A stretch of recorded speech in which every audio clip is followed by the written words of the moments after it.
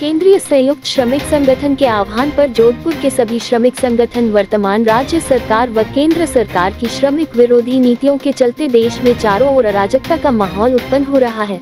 सरकार धर्म के नाम पर हिंदू मुस्लिमों को आपस में बांटने का कार्य कर रही है। एक और खाने पीने की वस्तुओं के भाव आसमान छू रहे हैं। सरकार ने गैस सिलेंडर, पेट्रोल के भावों को कंट्रोल करने में पूर्ण रूपेण विफल रही है। सरकार ने सत्ता में आने से पहले युवाओं को रोजगार देने का वादा किया था। सरकार द्वारा रोजगार देना तो दूर, जिन हाथों के पास कार्य है वहां पर निजीकरण की राह पर चलते हुए ताले लगाने का काम कर रही है। वर्तमान के कार्यकाल में रोजाना महिलाओं पर अत्याचार हो रहे हैं। पुलिस प्रशासन अपनी ओर से कार्यवाही में हर जगह नाकाम हो रही है। रेल को देश का ही नहीं बल्कि विश्व का सबसे बड़ा उद्योग माना जाता है, को भी निजी हाथों में सौंपने का कार्य किया जाता है।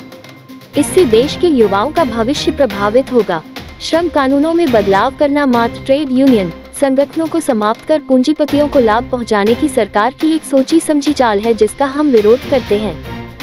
हम सब वामपंथी पार्टियों को, वामपंथी लोगों को, चाहे वो बुद्धिजीवी हों या दूसरे, क्योंकि ये पब्लिक सेक्टर को ख़त्म करके ये टाटे बिरले की सरकार है, ये मोदी की, अडानी की, अंबानी की है, उनकी सपोर्ट करती है, वही पॉलिसियाँ ले आ रही है।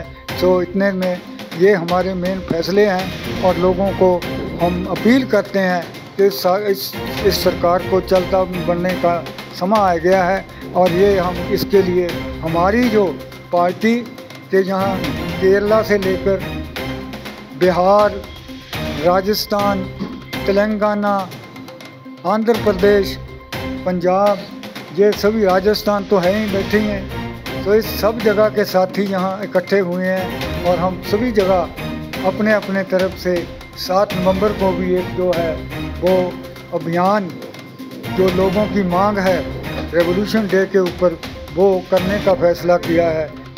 उसकी जो समापन की घोषणा की वो अमेरिका के राष्ट्रपति ट्रंप ने की, जबकि इसकी समापन की घोषणा भारत सरकार को या हमारे फौजी जवानों को या फौज के जो अधिकारी है उनके तरफ से होनी चाहिए थी। इसके ऊपर हमने बहुत गहन चर्चा की है और हम निंदा करते हैं भारत सरकार की इसके ऊपर कि भारत सरकार ने सीज फायर करके जो उद्देश्य हमारा था उस उद्देश्य को पूरा नहीं होने दिया और सीज फायर करके हमारे जवानों को, बेकसूर नागरिकों को और इसी तरीके से पहलगांव में जो वहाँ पर अपने परिवार के साथ घूमने गए थे, देखने गए थे, उनके साथ उनको जो मरना पड़ा, उनको अपनी जान गंवानी पड़ी, उसके लिए हमारे प्रधानमंत्री और भारत सरकार पूरे रूप से जिम्मेदार है। हमने ये भी कहा कल कारखाने बंद हैं, उनको चालू किया जाना चाहिए। जो मजदूर कल कारखानों के बंद होने से बेरोजगार हैं उनको रोजगार मिलना चाहिए। अखिल भारतीय विद्यार्थी परिषद ABVP जोधपुर इकाई द्वारा आज ओल्ड कैंपस जय नारायण व्यास विश्वविद्यालय में एक जोरदार विरोध प्रदर्शन का आयोजन किया गया। ये प्रदर्शन ओडिशा की छात्रा एवं ABVP कार्यकर्ता सौम्याश्री बिशी को न्याय दिलाने के उद्देश्य से किया गया, जिन्होंने कॉलेज के विभागाध्यक्ष द्वारा की गई मानसिक प्रताड़ना से आहत होकर आत्मदाह कर लिया था। प्रदर्शन के दौरान प्रांत मंत्री पूनम भाटी ने कहा, ये सिर्फ सौम्याश्री की नहीं बल्कि हर उस छात्रा की आवाज है जो संस्थानों में हो रहे शोषण का शिकार हो रही है। दोषियों पर कड़ी से कड़ी कार्रवाई होनी चाहिए। फकीर मोहन कॉलेज में बहन सौम्याश्री के विभागाध्यक्ष द्वारा उसी कॉलेज के विभागाध्यक्ष द्वारा उसे प्रताड़ित किया गया, जिससे परेशान होकर बहन सौम्या ने आत्मदाह करने का प्रयास किया। इन संपूर्ण घटनाक्रम में ABVP कड़ी निंदा करती है इसकी और इसके विरोध में आज हम सभी यहाँ प्रदर्शन करने के लिए एकत्रित हुए हैं और संपूर्ण राष्ट्र में ABVP द्वारा प्रदर्शन किया जा रहा है कि बहन सौम्या को जल्द से जल्द न्याय मिले और इस घटना में जो दोषी है उन्हें कार्रवाई कर कड़ी से कड़ी। Principal health secretary Shrimati Gayatri Rathore द्वारा मंगलवार को जोधपुर विजिट के दौरान राजकीय नर्सिंग महाविद्यालय जोधपुर का निरीक्षण किया गया।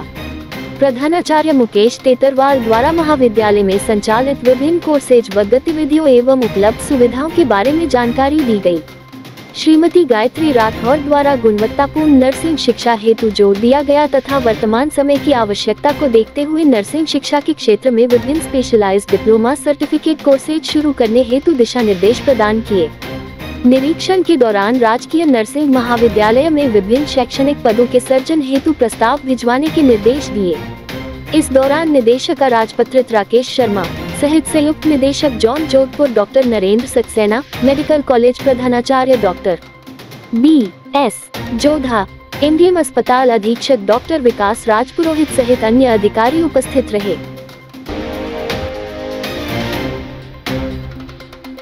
जोधपुर की प्रतिभाशाली युवती आयुषी धनाडिया को राष्ट्रपति महामहिम द्रौपदी मुर्मू के हाथों सम्मानित किया गया।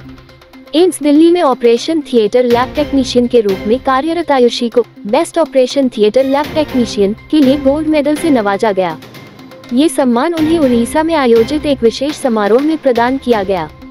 आयुषी की इस उपलब्धि से जोधपुर ही नहीं, समूचा राजस्थान गौरवान्वित हुआ है।